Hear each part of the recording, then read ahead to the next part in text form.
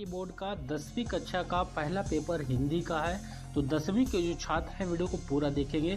Complete paper यहाँ पर आपको दिखाने वाले हैं जो एमपी बोर्ड ने यहाँ पर जारी किया है। तो यहाँ पर आपको जो 10वीं के छात्र हैं उनका जो पेपर है उसका जो समय है वह 3 घंटे का रहेगा। 80 नंबर का पेपर हिंदी का रहेगा और 20 नंबर आपको प्रोजेक्ट के दिए जाएंगे जो कि आपको स्कूल से दिए जाएंगे। तो यहाँ पर ये तमाम निर्देश है, इसको भलीभांति यहाँ पर आप देख लें।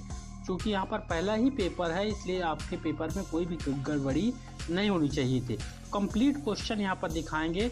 बस सभी छात्रों को ये करना है कि इस वीडियो के माध्यम से जो पेपर आप देख रहे हैं इसमें जो क्वेश्चन है उनका आप कंप्लीटली तैयार कर लें ताकि आपके 80 में 80 नंबर आ सके। तो वीडियो बड़ा ही इम्पोर्टेंट है और लाइक करके इसको शेयर भी करेगा और सभी विषयों के अलग अलग पेपर पाने के लिए चैनल को सब्सक्राइब कर लीजिएगा। तो ये निर्देश है यहाँ पर आपका जो यहाँ पर रहता है। फिर उसके बाद ये क्वेश्चन शुरू होते हैं। तो देखिए आपके यहाँ पर सही विकल्प यहाँ पर आपको दिखा देते हैं। सही विकल्प आपको यहाँ पर जो 6 रहेंगे, एक नंबर के रहेंगे। देखिए पहला वाला जो सही विकल्प है कि भक्ति काल की कृष्ण भक्ति धारा के प्रवर्तक कौन थे। यहाँ पर 4 विकल्प हैं, इसमें से राइट आंसर आपको यहाँ पर खुद ढूंढना पड़ेगा। और साथ ही दूसरा क्वेश्चन है कि निबंध के प्रमुख तत्व कितने हैं। 2 हैं, 3 हैं, 5 हैं, 6 हैं। ठीक। तो जो तीसरा क्वेश्चन है यहाँ पर देखिए कि हिंदी का पहला आंचलिक उपन्यास माना जाता है किसको। यहाँ पर देखिए ये देख सकते हैं मैला आंचल, देहाती दुनिया, गोदाम और गबन को।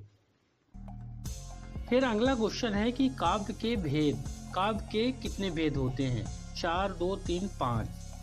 फिर है अगला कि रस के अंग कितने होते हैं। 4 होते हैं, 5, 6, 8। ठीक। फिर है समास के भेद कितने होते हैं, ये क्वेश्चन है। और इसके बाद आपको मिलेंगे रिक्त स्थान। तो ये विकल्प यहाँ पर हो गए। एक बार फिर से दिखा दें। यहाँ पर देखिए यहाँ पर आपके विकल्प यहाँ से शुरू होते हैं। ठीक।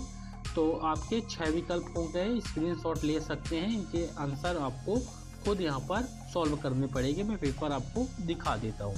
तो यहाँ पर देखिए रिक्त स्थान आते हैं, विकल्प के बाद रिक्त स्थान। तो रिक्त स्थान आपको मिलेंगे 7। तो यहाँ पर देखिए अच्छी बात ये रहेगी कि आपके यहाँ पर रिक्त स्थान में भरने के लिए 2 विकल्प रहेंगे, 2 में से एक उत्तर सही रहेगा। जैसे कि यहाँ पर रिक्त स्थान दिया हुआ है पेपर में कि छायावाद के प्रमुख आधार कौन हैं। तो नागार्जुन है कि जयशंकर प्रसाद हैं। ठीक। तो इनमें से एक आपको यहाँ पर भरना होता है।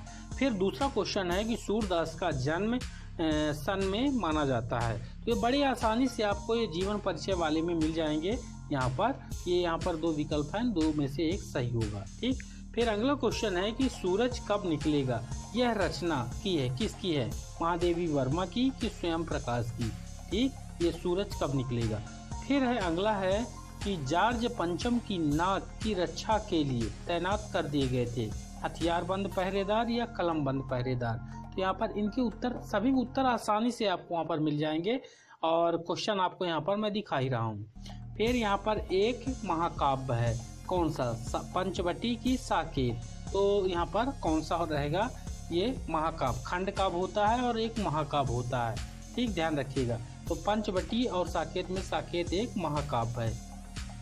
फिर यहाँ पर देखिए अंधों में काना राजा लोकोक्ति का अर्थ यहाँ पर बताना है। ठीक। मूर्खों में अल्पज्ञानी और लकड़ी की लाठी। तो इसका आंसर ये वाला हो जाएगा, मूर्खों में अल्पज्ञानी। यहाँ पर ये आपको भरना पहला वाला राइट आंसर हो जाएगा। फिर क्वेश्चन है कि हड्डी पसली एक करना मुहावरे का क्या अर्थ है। अधिक मारना और हड्डी पसली दिखाना। तो यहाँ पर ये वाला इसका राइट आंसर हो जाएगा, अधिक मारना, हड्डी पसली एक करना। ठीक। ये आपके हो गए रिक्त स्थान। अब आपको दिखाते हैं सही जोड़ी। तो सही जोड़ी का स्क्रीनशॉट ले सकते हैं आप, यहाँ पर देख सकते हैं सही जोड़ी है। आपको यहाँ पर 6 सही जोड़ी मिलेगा, 6 नंबर का रहेगा।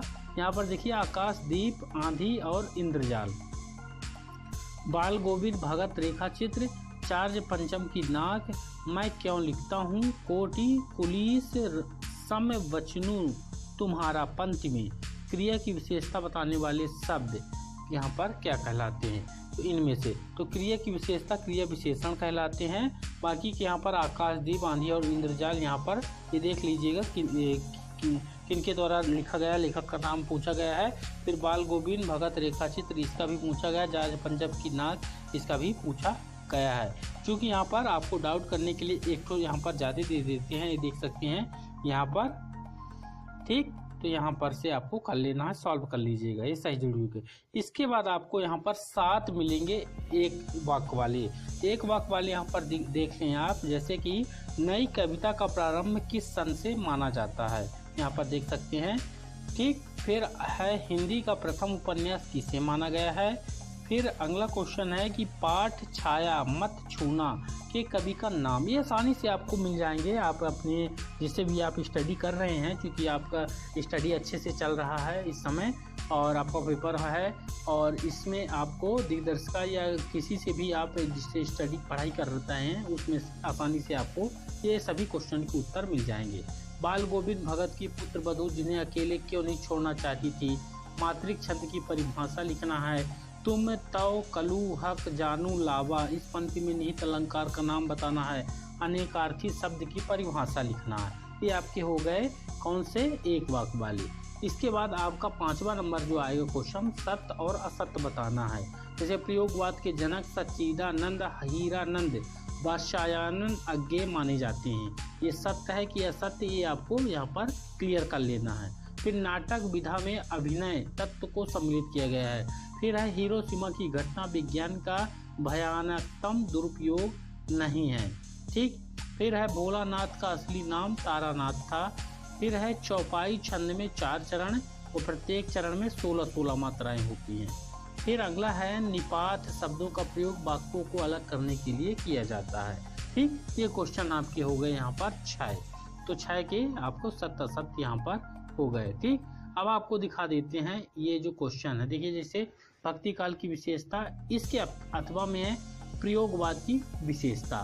तो ये सभी क्वेश्चन आपको कंप्लीट करना दोस्तों, ऐसा नहीं कि मेन क्वेश्चन जो है अथवा वाला आप नहीं कर, ये पूरे क्वेश्चन करेंगे तभी आपका जो 80 में 80 नंबर आएगा। ये स्टडी पूरे की करना है, और जब आप आंसर लिखेंगे तो 2 में से 1 का करना है, ठीक। कभी कभी ऐसा भी हो जाता है कि 2 क्वेश्चन में से 1 क्वेश्चन यहाँ पर आपका फंसेगा। तो यहाँ पर देखिए, ठीक, यहाँ पर देखिए, तो यहाँ पर देखिए 7वें नंबर में है कवि सूर्यकांत त्रिपाठी निराला अथवा कवि ऋतुराज का शिल्प सौंदर्य लिखना है।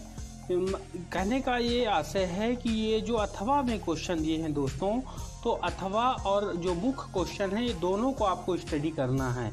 2 में से कोई एक आपको एग्जाम में हल करना है। वीर रस की परिभाषा उदाहरण सहित महाकाव्य किसे कहते हैं, किसी एक महाकाव्य का नाम है।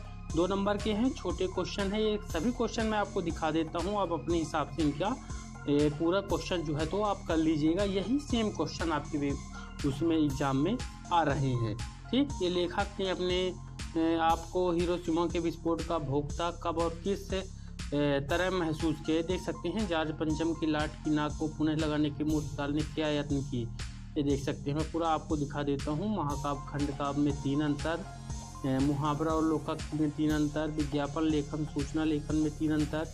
फिर ये देख सकते हैं अपठित गद्यांश यहाँ पर या अपठित काव्यांश को पढ़कर प्रश्न का उत्तर देना, इसको पढ़ना है, इनके उत्तर ये देना है, ठीक। ये पूरा आप देख लें यहाँ पर ताकि आपको दिक्कत ना हो, ठीक।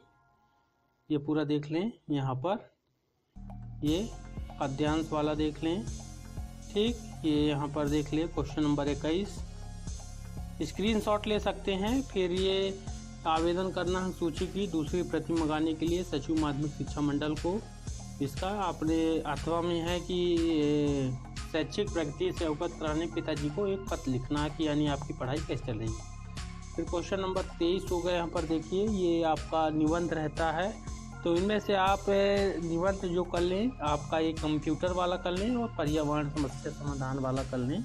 2 में से 1 को आपको लिखना है, ठीक है ना। यहाँ पर तो ये सभी क्वेश्चन आपके कंप्लीट हो चुके हैं। मुझे उम्मीद है ये वीडियो आपके लिए बेहद ही महत्वपूर्ण साबित होगा। और मिलते हैं आपके एग्ज़ाम होने के बाद, एग्ज़ाम में आने के बाद बताइएगा कि आपका एग्ज़ाम कैसा रहा। और यहाँ पर जो है 80 में 80 नंबर के आपको मिलेंगे कि नहीं मिलेंगे, वो तो आपके लिखने के ऊपर है। धन्यवाद।